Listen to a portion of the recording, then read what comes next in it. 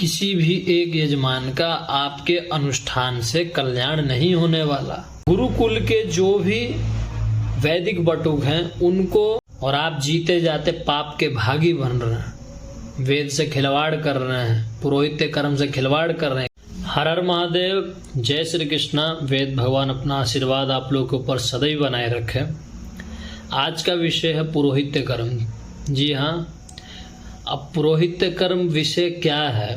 विषय ये है कि जो लोग भी हमसे ऑफलाइन या ऑनलाइन के माध्यम से जुड़े हुए हैं, बहुत लोग पूछते हैं कि क्या पंडित जी हम लोग भी पुरोहित्य कर्म स्टार्ट कर सकते हैं। कुछ लोग तो पूछते हैं और कुछ लोग चालू भी कर चुके हैं और मार्केट में ये देखने को मिल रहा है। तो देखिए, समझने वाली बात ये है, आपकी लाइन क्या है, किस लाइन से हैं आप और क्यों आप पुरोहित्य कर्म करना चाहते हैं, और पुरोहित्य कर्म पे किसका अधिकार है और क्या वही पुरोहित्य कर्म करेगा। तो मैं तो इस वीडियो से शास्त्र के मत से बिल्कुल नहीं बोलूँगा। भैया हम अज्ञानी हैं, वीडियो से अगर किसी को ठेस पहुँचे तो क्षमा प्रार्थी हैं, क्षमा करिएगा। गुरुजन भी, हमारे बड़े भाई भी और जितने भी छोटे हमारे बंधु भाई जन हैं, सब लोगों से मैं क्षमा प्रार्थी हूँ। लेकिन मैं इस वीडियो के माध्यम से अपना मत जरूर रखूँगा इस पुरोहित्य कर्म जैसे टॉपिक पे। अब पुरोहित्य कर्म सब लोग क्यों नहीं कर सकते? मार्केट में देखने को मिल रहा है कि 21, 22, 23, 24, 25 साल की एज हो गई है और इनकी जब आप डिग्री की बात करेंगे तो इनके पास डिग्री है इंजीनियरिंग की, इनके पास डिग्री है बीए की, इनके पास डिग्री है अन्यथा किसी भी लाइन की। अब आपको जब पुरोहित्य कर्म में इतनी ही रुचि थी तो आपने शास्त्रीय आचार्य क्यों नहीं किया? जब आपको पुरोहित्य कर्म में अभी इतनी ही रुचि बढ़ रही है तो आपने गुरु परंपरागत पढ़ाई क्यों नहीं की? किसी का भी अधिकार पुरोहित्य कर्म और वेद शास्त्र पे जब होता है जो उसके संस्कार हैं उसने जब पूर्ण किए हो। वैदिक ब्राह्मण ही पुरोहित्य कर्म का अधिकारी क्यों होता है ये आपको जानना होगा। ये मेरा खुद का मत है। क्यों होता है उसका रीजन ये है क्योंकि उसने वैदिक लाइन में अपना पूरा बचपन खोया है। जिस बचपन में शायद आप गलियों में गिल्ली डंडा और छुपन छुपाई और वीडियो गेम जैसे खेल के मज़े ले रहे थे, वैसी उम्र में अपने परिवार को और अपनी सुख सुविधाओं को त्याग कर गुरु परंपरागत वो वेद का अध्ययन कर रहा था। तो आप बताइए कि आपका पुरोहित्य कर्म पे अधिकार ज़्यादा है कि या उस वैदिक बटुक का जिसने अपना पूरा बचपन त्याग में बिताया, वेद की साधना में बिताई। पुरोहित्य कर्म कोई मजाक विषय नहीं है। जैसे मार्केट में भी चल रहा है, 22-23 साल के हुए, नौकरी नहीं लगी, कुल परंपरागत हम ब्राह्मण थे, हमको 2-4 यजमानी अपने पूर्वजों से मिली हुई है, धोती लगा के, भस्म लगा के, चंदन लगा के, अच्छा एक लुक तैयार करके आप मार्केट में पहुंच जाते हैं ज्ञान देने के लिए। क्या हम ब्रह्मास्मि द्वितीयो नास्मि, हम ही ब्रह्मा हैं और हमसे ही आप ज्ञान लीजिए। और यजमान भी इस पे उतारू हैं, यजमान भी इस पे उतारू हैं कि उनका चयन करते हैं और उनसे पूजा पाठ करवाते हैं। अब यहाँ पे पतन किसका होता है? तो यहाँ पे पतन होता है वेद का, वेद के साधकों का, गुरु परंपरागत ऐसे लड़कों का, वैदिक बटुकों का। क्यों? क्योंकि वैदिक ब्राह्मण हरदम अपने स्वाभिमान में ही जीते हैं। और भजन कीर्तन जब घरों में चालू होते हैं ऐसे ऐसे बड़े बड़े अनुष्ठान इत्यादियों में, तो उसका कारण कभी भी वैदिक ब्राह्मण नहीं होता।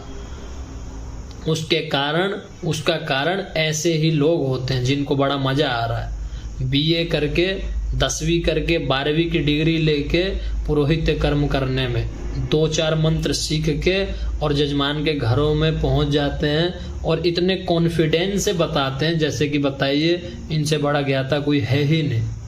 जब आपको पुरोहित्य कर्म में ही इतनी रुचि थी तो आप गुरुकुल क्यों नहीं गए? आप क्यों कॉन्वेंट स्कूल में पढ़े?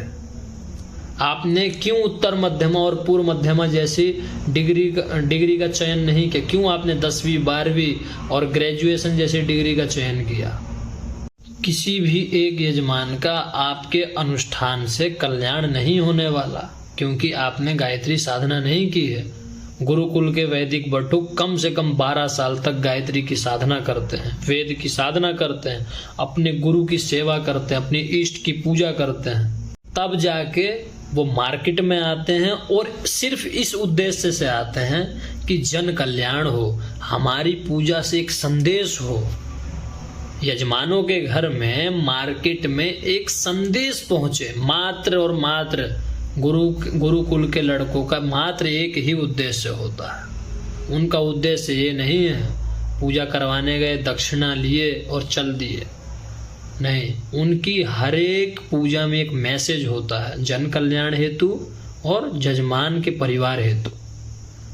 तो पुरोहित्य कर्म ये मजाक का विषय नहीं है, और इसमें सब लोगों को बढ़ चढ़ के हिस्सा लेना चाहिए, तब जाके कहीं सनातन की रक्षा होगी और वेद की रक्षा कर पाएंगे। तो वेद तो लुप्त हो ही रहे हैं धीरे धीरे, नहीं है वेद नहीं बचने वाले। जिस स्तर से वैदिक ब्राह्मणों का पतन हो रहा है, जिस स्तर से वैदिक ब्राह्मणों का अनादर हो रहा है मार्केट में, उस तरीके से वेद नहीं बचेंगे। हाँ, कीर्तन जरूर बचेंगे, भजन जरूर बचेंगे।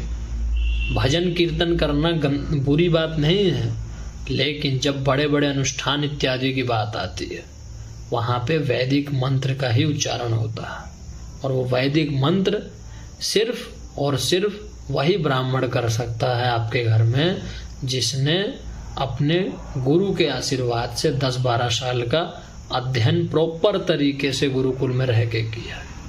ना कि ये मार्केट में हर सुख सुविधाओं का लाभ उठाते हुए और धीरे से धोती चढ़ाते हुए और जजमान के घर में पहुंचते हुए ऐसे ब्राह्मण हमारे न जजमान का कल्याण करेंगे, न वेद की रक्षा करेंगे।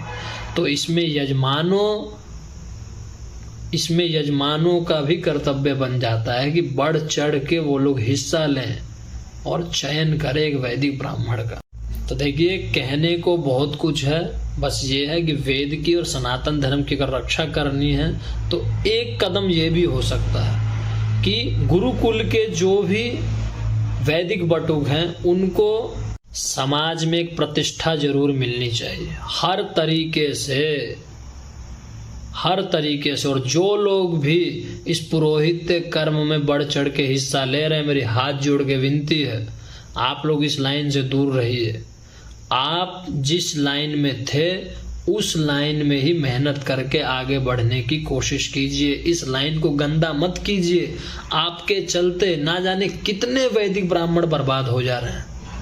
वो गुरुकुल परंपरागत से पढ़ रहे हैं जन कल्याण के लिए, समाज को एक अच्छा आचरण देने के लिए, एक अच्छा व्यवहार देने के लिए, और आप उसमें घुस के हर एक पूजा पाठ का नाश करते चले जा रहे हैं।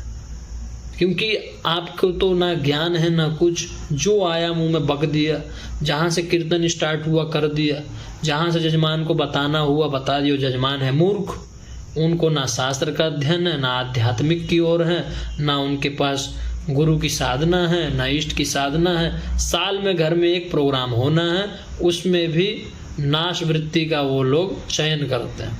अब मैं तो बार बार यही कहूँगा कि जो लोग भी ये प्रश्न उठाते हैं उनके लिए सबसे पहले ये वीडियो थी कि भैया आप लोग इस लाइन के योग्य नहीं हैं। इस लाइन के योग्य सिर्फ और सिर्फ वैदिक वटुक और वैदिक ब्राह्मण है, जिन्होंने वेद को शुरू से साधा है, जिन्होंने अपना बचपन त्यागा है, जिन्होंने अपने घर को त्यागा है। तो आप इस लाइन में घुसने की रत्ती भर भी कोशिश मत कीजिए। आप जिस लाइन में थे उस लाइन में ही रहिए और आप उस लाइन में ही मेहनत करके आगे बढ़िए। बोलने को बहुत कुछ है, बोलने के लिए इस विषय पर बहुत कुछ है। वीडियो के माध्यम से आप इतना ही समझिए कि आप इस लाइन योग्य नहीं हैं, इसलिए आप इस लाइन को मैला ना करें। आपसे हाथ जोड़कर विनती है, आप इस लाइन को मैला मत कीजिए। जितने लोग भी बिना ज्ञान के इस लाइन में घुसना चाह रहे हैं, मार्केट गंदा मत कीजिए। वैसे ही बहुत गंदा है मार्केट, आप लोगों की वजह से, आप लोग जैसे लोगों की वजह से वैसे ही पुरोहित्य कर्म पूरा नाश हो चुका है। सच में कड़वा लगेगा लेकिन सत्य है, नाश हो चुका है इस लाइन का। तो आप लोग से हाथ जोड़ के विनती, जिस भी लाइन में आप मेहनत कर रहे थे उसी में निरंतर मेहनत करते रहिए और उसमें आपको जरूर फल मिलेगा। आधा अधूरा ज्ञान लेके आप इस पुरोहित्य कर्म जैसी लाइन में तो मत रहिए। जिन लोगों को भी वीडियो से थोड़ा मोड़ा समझ आया हो, आप इस बात को समझिए और वीडियो को उन लोगों तो ज़रूर पहुंचाइए जो सच में इस लाइन को गंदा कर रहे हैं। क्या पता हमारी बातों से ही कुछ उनको आहत लगे, उनको लगे कि नहीं सच में हम गलत कर रहे हैं वैदिक ब्राह्मणों के साथ, सच में हम अपने धर्म से खेल रहे हैं, हम अपने शास्त्र से खेल रहे हैं, हम अपने इष्ट से खेल रहे हैं। तो वीडियो यहीं समाप्त करते हैं और आप लोगों का क्या मत है इस वीडियो से कमेंट में ज़रूर बताइए अपना अपना मत। और जिसको भी हमारे शब्दों से अगर थोड़ा भी अगर आपको चोट पहुंची हो तो सभी लोग से हम क्षमा प्रार्थी हैं। लेकिन हमारा जो मन था, हमारा जो मन में चल रहा था बहुत दिन से और लोग जो प्रश्न उठाते थे उसके ऊपर 2 शब्द हमने बोलने की कोशिश की है और हम चाहते हैं कि आप लोग इसको दूसरे तरीके से ना लें, जो सत्यता है उसको पहचानें। आप लोगों का जो भी मत है आप कमेंट बॉक्स में बताइए, ज़्यादा से ज़्यादा वीडियो को शेयर कीजिए। चलिए एक नई वीडियो में आप लोगों को मिलेंगे, तब तक के लिए हर हर महादेव, जय श्री कृष्णा।